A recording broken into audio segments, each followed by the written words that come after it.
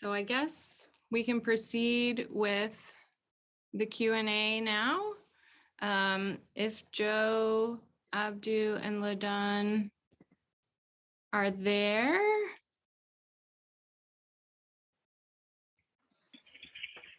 Hey, that was so wonderful. Thank you again. So I guess we'll just jump right in.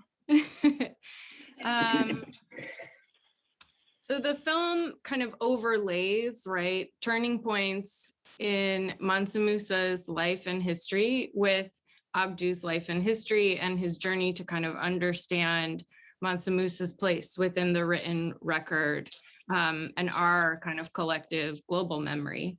So for me, the film feels like a really timely reminder that history is shaped not just by events, but also by omissions.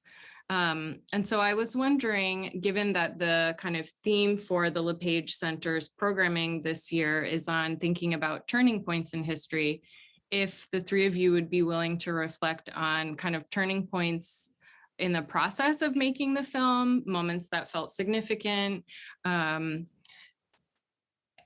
might be kind of moments of exciting breakthrough or moments of kind of challenges. So thinking about turning points in the process, right, of making Son of the Soil itself.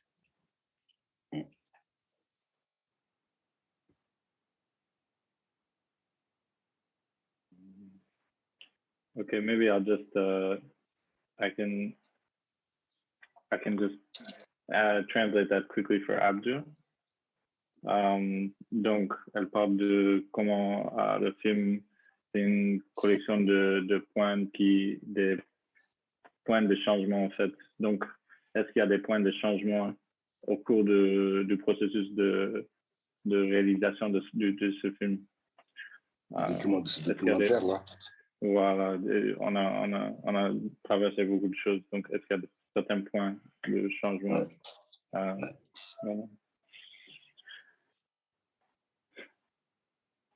Donc, je ne sais pas si tu veux commencer avec ça. Comment est-ce qu'on a commencé le film?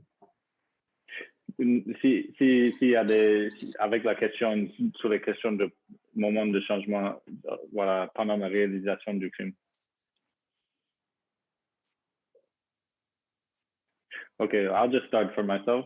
Yeah. Réponds à cette question. Voilà, okay. Ouais. So for me, there's a couple of different moments. And making the film was quite a long process.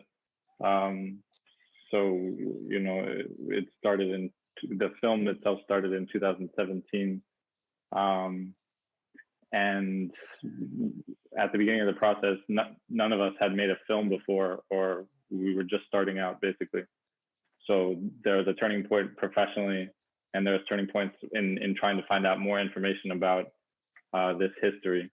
And so definitely one for me, for example, was starting to speak to Dr. Michael Gomez, who is one of the key historians, who basically really illuminated a lot of, has done some of the most in-depth research.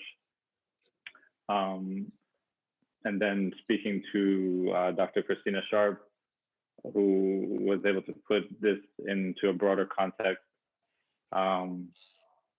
So for me, those are two turning points. I don't know about you, Ladan and Abdou.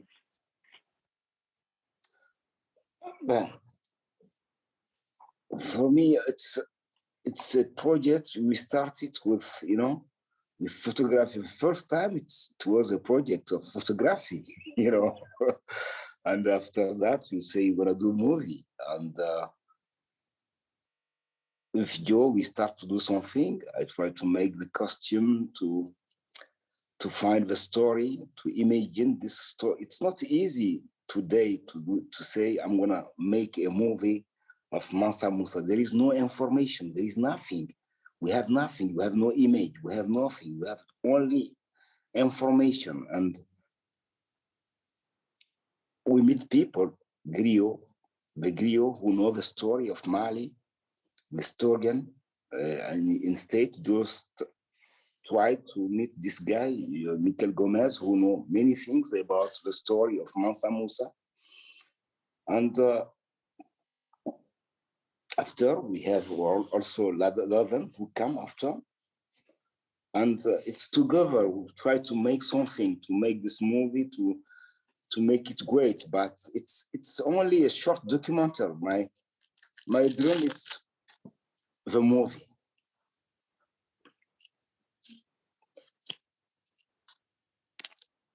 C'est ça mon rêve, c'est qu'on arrive au film, c'est tout.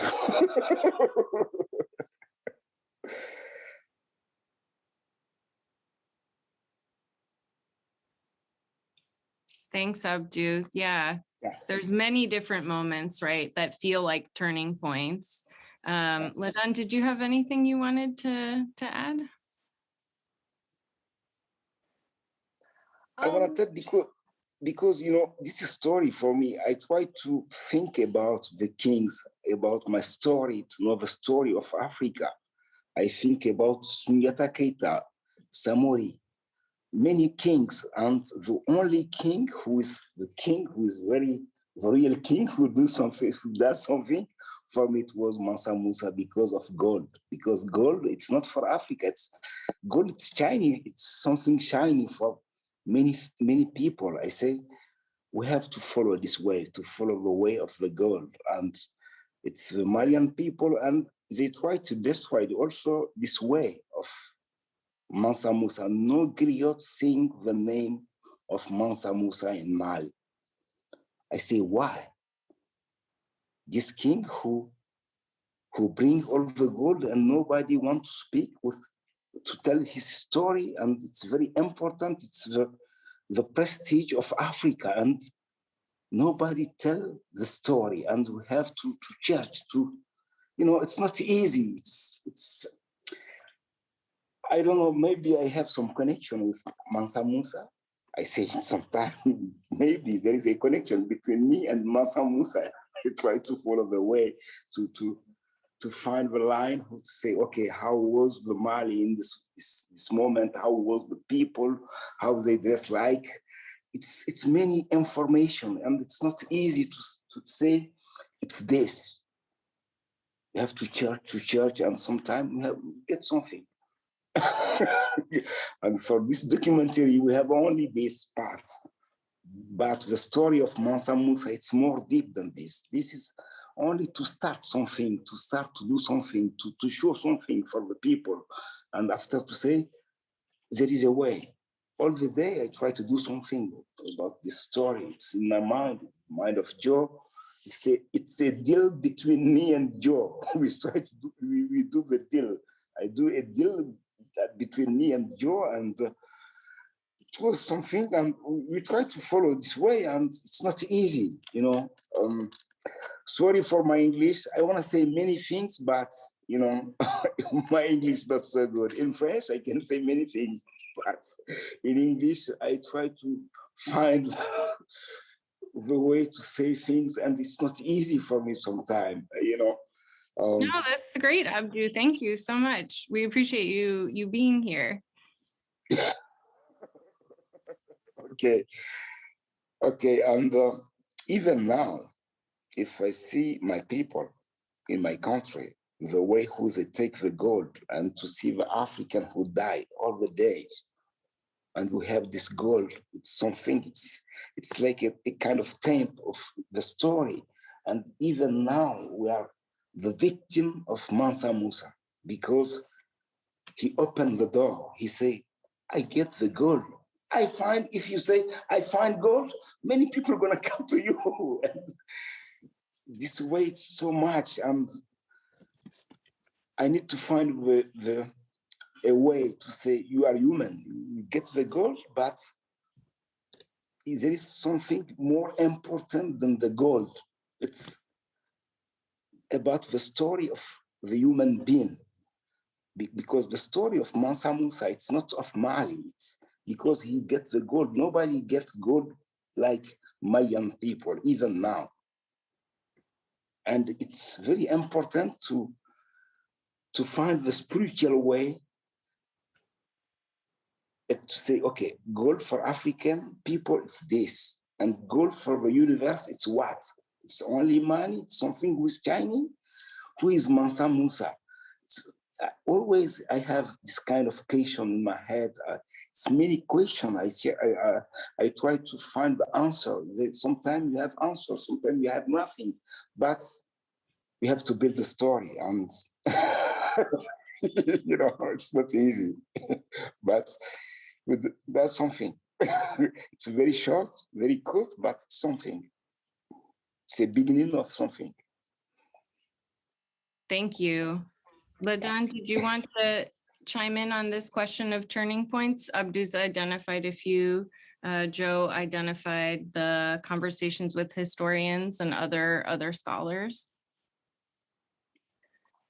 Yeah, one thing I should say and to clarify is while there was a photographic collaboration, the idea to do a documentary to sort of raise some questions and introduce people to and get people excited about Mansa Musa, that's something that just from the beginning was a very deep revisionary process, not only in trying to figure out, well, what's the relationship to this history? What's its meaning to people now? But how can we tell the story in a way that's going to be interesting, that's intriguing, and that's also going to educate ourselves as we go? Yeah, and so I think that there were many multiple turning points, but one of them being sort of casting Abdou as a character in discovery so that people can get closer to the narrative and sort of understand how history is interacting with present day Mali and how present day Malians might be interacting with history as well.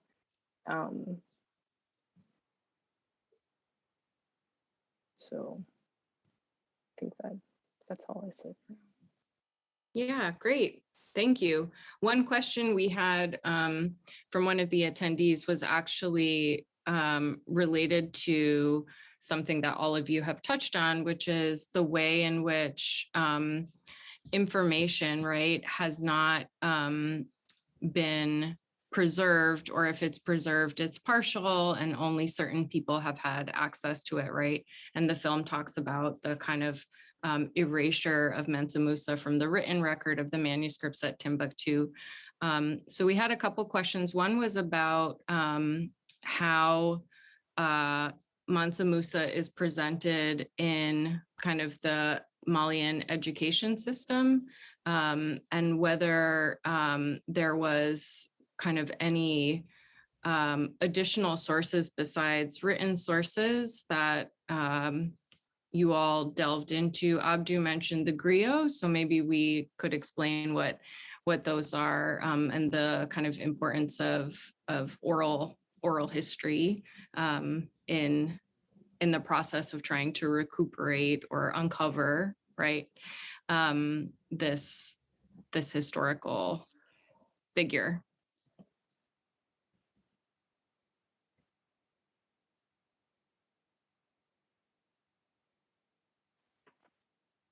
Okay. So should we start with which question?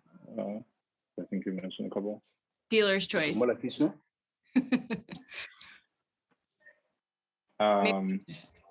Yeah, maybe. Sorry, go ahead.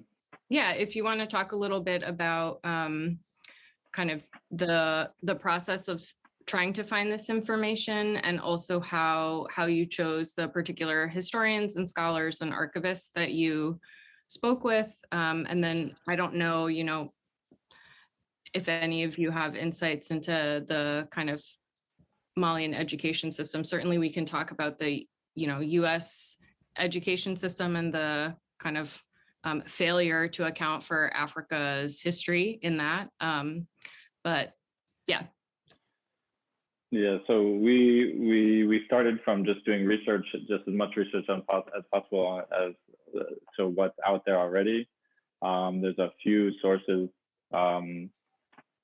basically North African travelers to Mali at that time wrote their accounts of what life was like at that moment.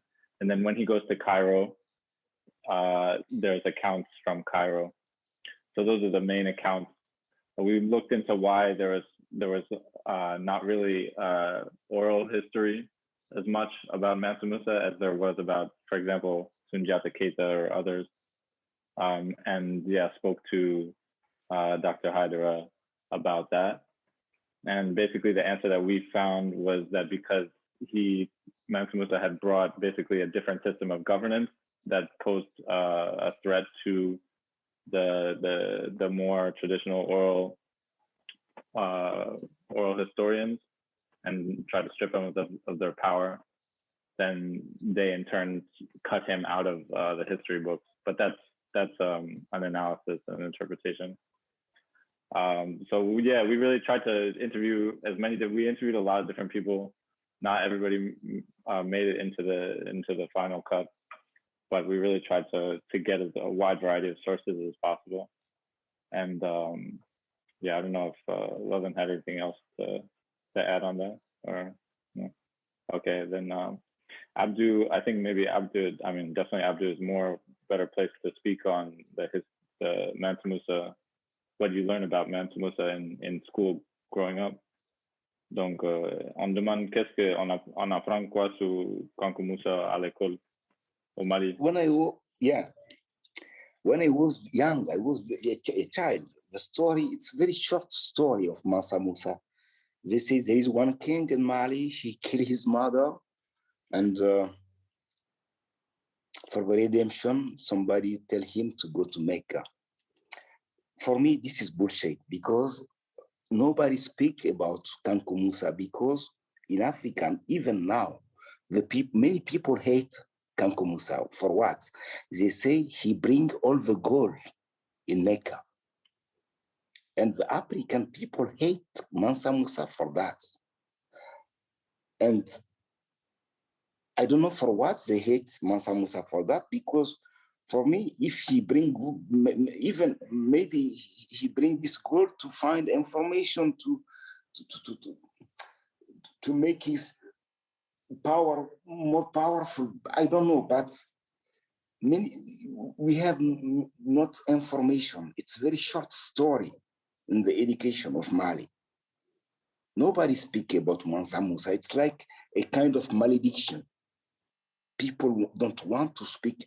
It's now who people say Mansa Musa, the most rich man in the world. I don't know who the people say that, but nobody don't want to know how was the administration in this moment? How was the mundane? Because there is no Mali. It's mundane. It's the oceans. It's very big country, very big empire. Mali. It's Gambia, Guinea, Ivory Coast. It's all these parts. It was mundane, and today people think it's only Malian story. It's not Malian story. The story of Mansa Musa, it's very big. And, because I don't know, when the French people come in Africa, they destroy this way. They try to find all the manuscripts who there is something about Mansa Musa, and they destroyed everything. There is no book who can write something to say, Kankou Musa says that. The only information we have, it's the mosque in Timbuktu, Djingare Bear.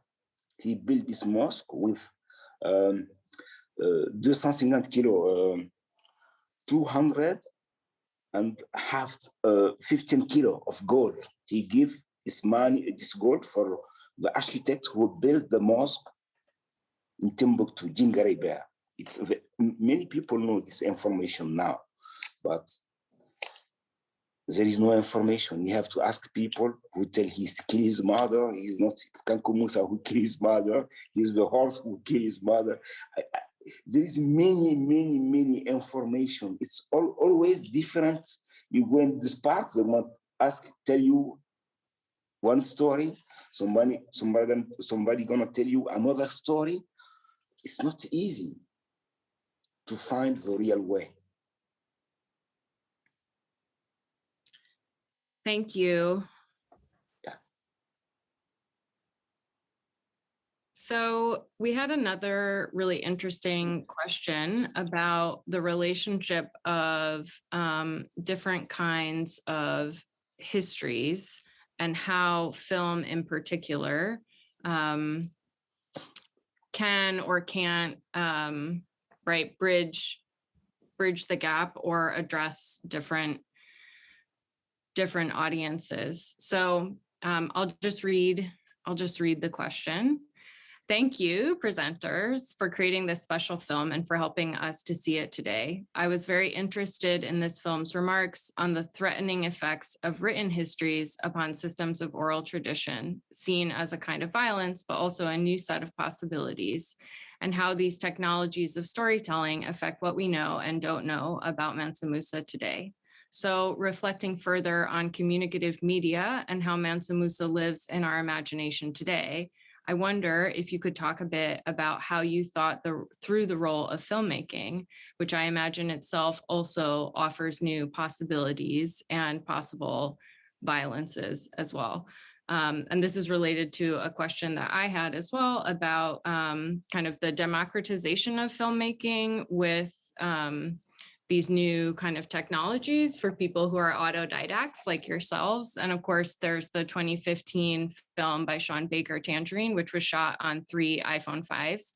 So maybe this is something that we could kind of talk about. What tools did you use and kind of how were you thinking about them?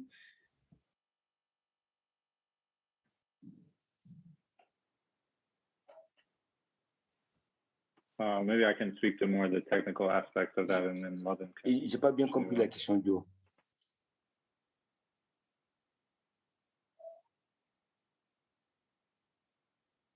Tu m'entends, Joe? I think the question has been erased, but la question était comment les nouvelles technologies ont transformé la circulation de l'information à l'époque et comment aujourd'hui la nouvelle technologie de comment faire le film, ça a transformé aussi la circulation d'informations qui est possible dans le monde du cinéma. Okay. Donc voilà, je pense que je vais juste parler. Tu peux répondre. Okay. So we used a Sony FS5 to film most of the parts, and then a red camera to film some of the more cinematic scenes. And so I think to answer your question, like the more accessible tools to making film really changes everything, as you can see. So now, you can put out a film or a video and anybody in the whole world can see it. And that's a pretty recent change in technology that really makes information much more accessible. But of course, it has its own risks and dangers as well.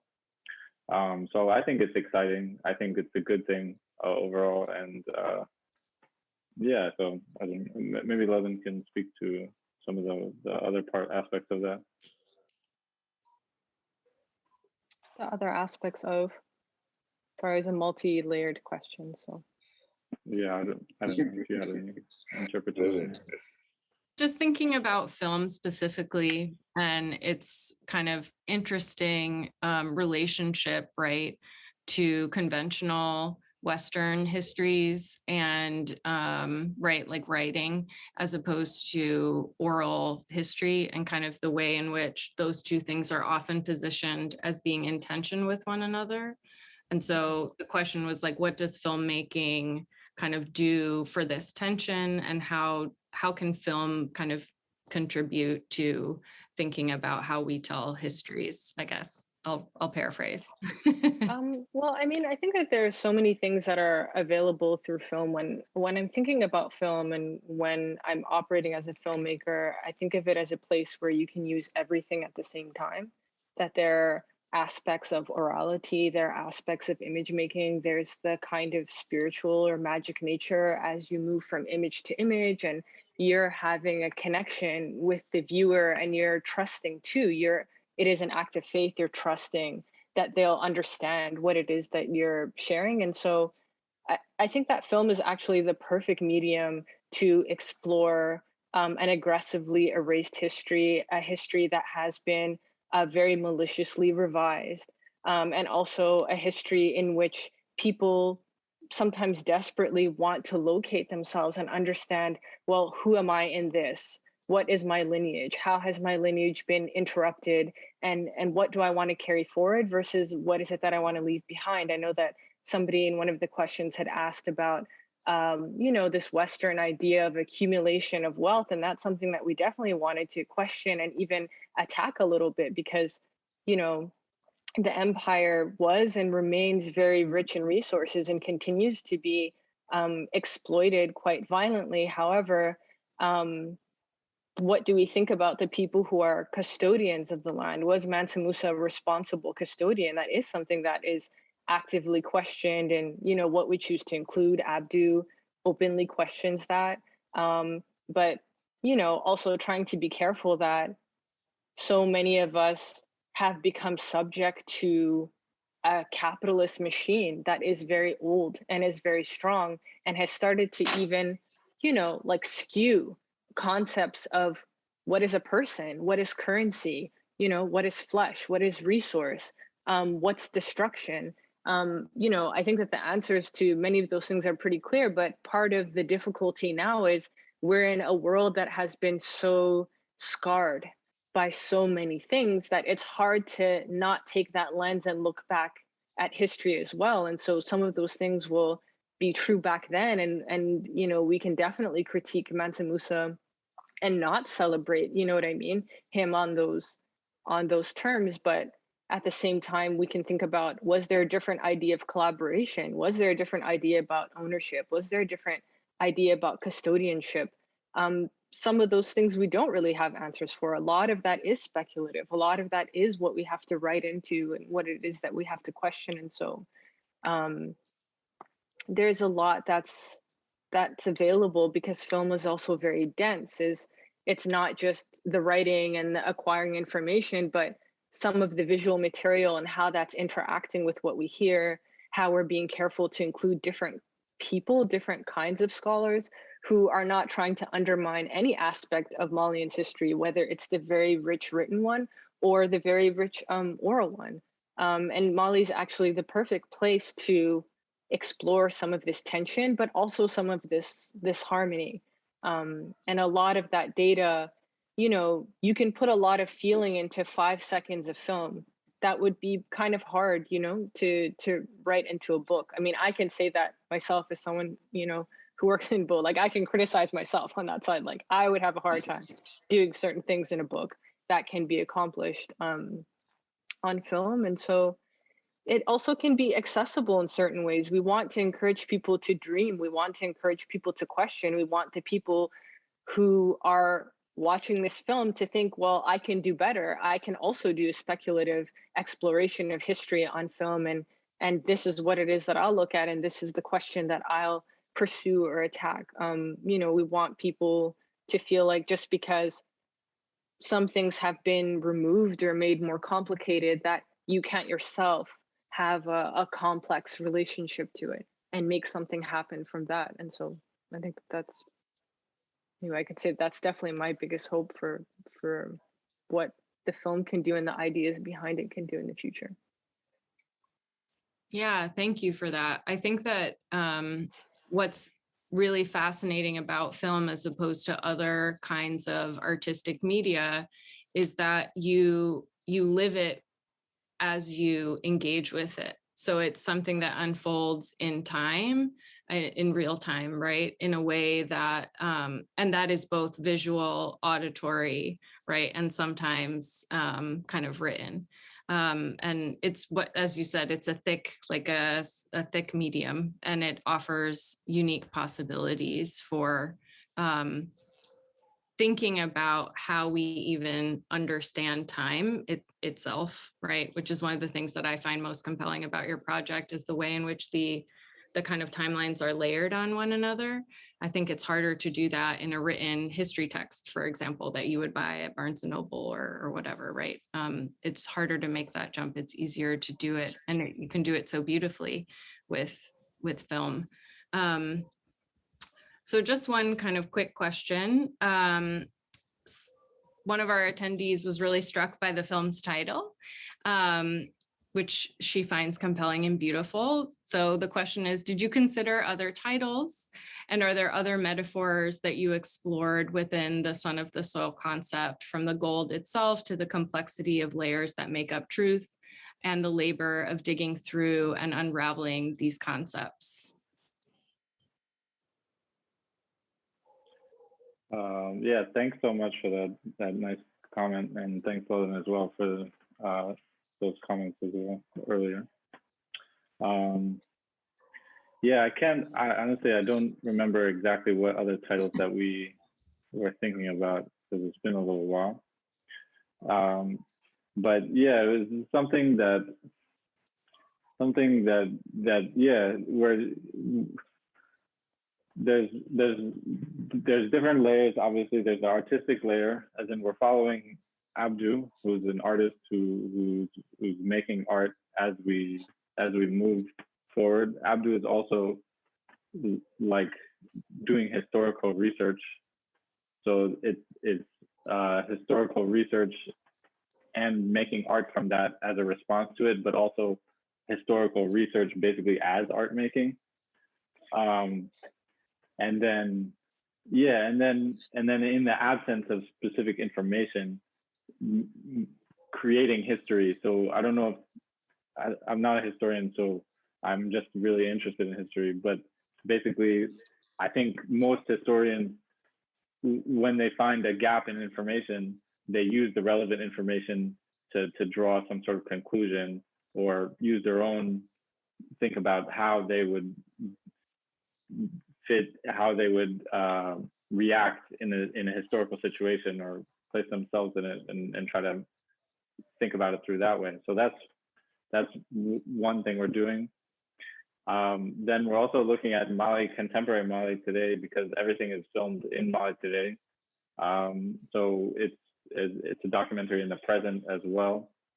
And then, yeah, looking specifically at gold and what that means, and how, you know, in the same areas that were mined for gold more than 700, 800 years ago, during Mansa Musa's time, there's still gold being produced from those regions today in Mali.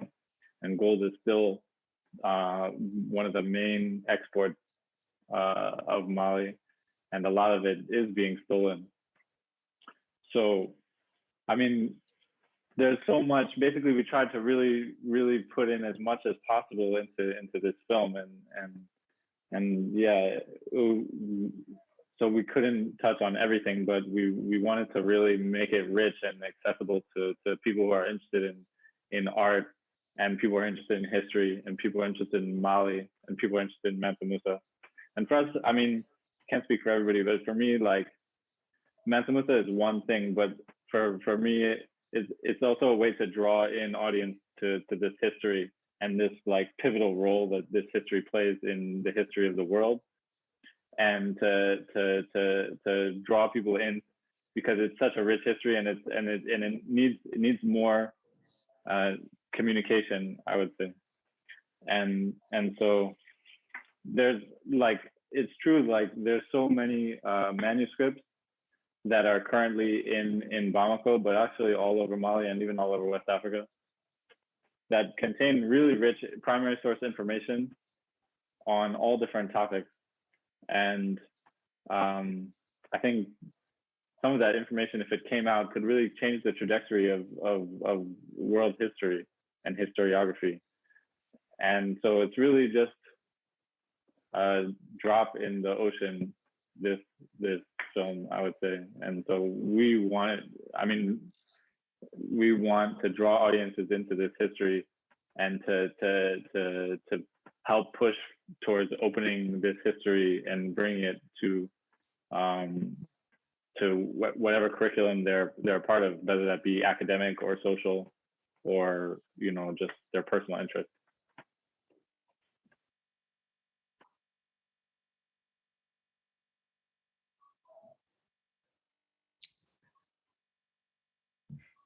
So I think we'll take time for maybe a couple more questions. So one thing that maybe we kind of touched on briefly, but we should, you know, set aside a little bit of time for, is to think about the kind of intended audience for this film. Ladan, you mentioned that you're hoping that people who watch it will feel energized and empowered to kind of take on their own artistic projects. But I'm wondering kind of who are the people that you have in mind for this? And a related question, we've gotten like 5 questions about when or where or how people can watch the film again. So yeah, maybe we'll conclude with those questions.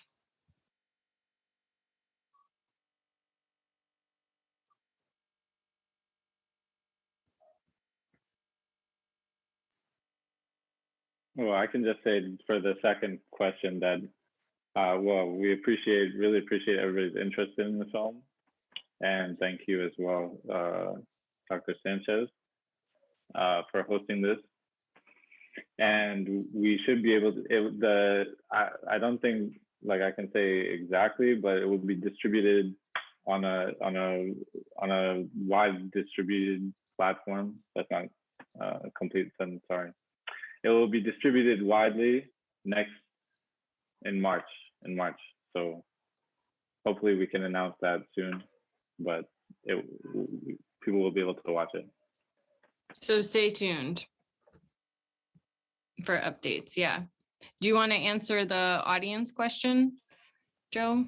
Obviously, if you're hoping for wide release, it's the widest possible audience. I mean, so I think everybody stands to gain from learning more about this history. So I hope that the film reaches audience in Mali, in West Africa, in Africa, in the US, in Europe, in Asia. I think everybody deserves to learn more about this history. And then, yeah, it would be great if it inspired young filmmakers, especially young African filmmakers, to make more, as Ladan said, speculative histories and to just add their voices to a much needed conversation. I think that would be fantastic.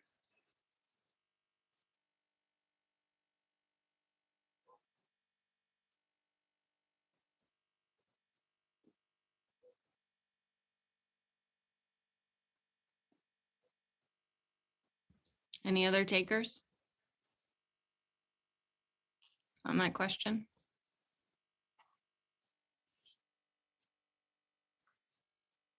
No? Okay. Well, thank you all very, very much. I think that we will kind of conclude for the evening. Thank you again, Ladan, Abdou, and Joe for being with us. Thank you. Project with us. Thank you for chatting with us. I'm gonna learn more English to speak because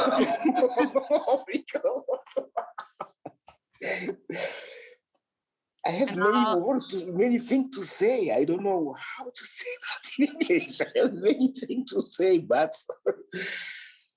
okay, it's okay.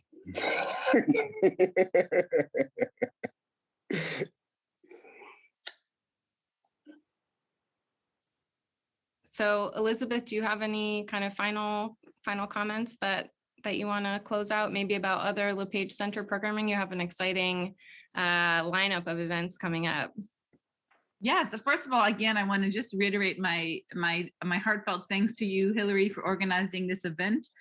Thank you for all of the filmmakers. We really appreciated you sharing the film with us and sharing your thoughts about the film. And we look forward to watching it again when it is publicly released. I also want to encourage everybody to join us. Our next event, we kick off our series in February. On February 9th, we also have a very exciting conversation about the MOVE bombing as a turning point in the history of the city of Philadelphia. So this will be our first event in our spring series on turning points in history. We hope you'll join us. All of our events are free, virtual, and open to the public.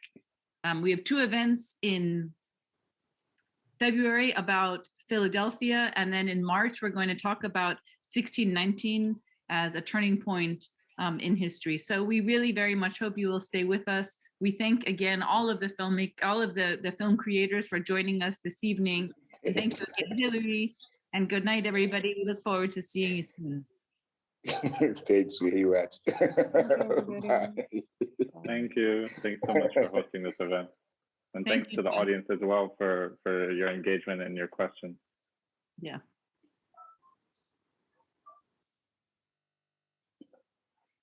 Merci pour tout le monde. Sorry for my English. You don't have to apologize. You're great. Thank you so much. Thank you, everybody. You're fantastic. Yeah. Thank you. Maybe we can wait until everybody files out. I just want to make sure that we're all set with everybody's paperwork and all that good stuff. We can do that on email. Sometimes people, they don't file out because maybe they make dinner or, you know, we don't know Gotcha. where they are. So let's do Okay. that over email, but we're on top of that, Hilary. Don't you worry. Oh, I'm not worried. I know I still owe Andrina my papers. Okay. Yeah. I mean, just, you know, remember to submit your paperwork, sign up. But if you have any questions on how to fill out the forms, just let me know. We can talk about it on a Zoom meeting. But yeah, and in the case of Abdou, I'll be in touch with you, and Joe and Hilary can help me translate so you can understand what we need to do. We'll try. Thank you all so much. This was really, really awesome. And I will stay tuned about further developments.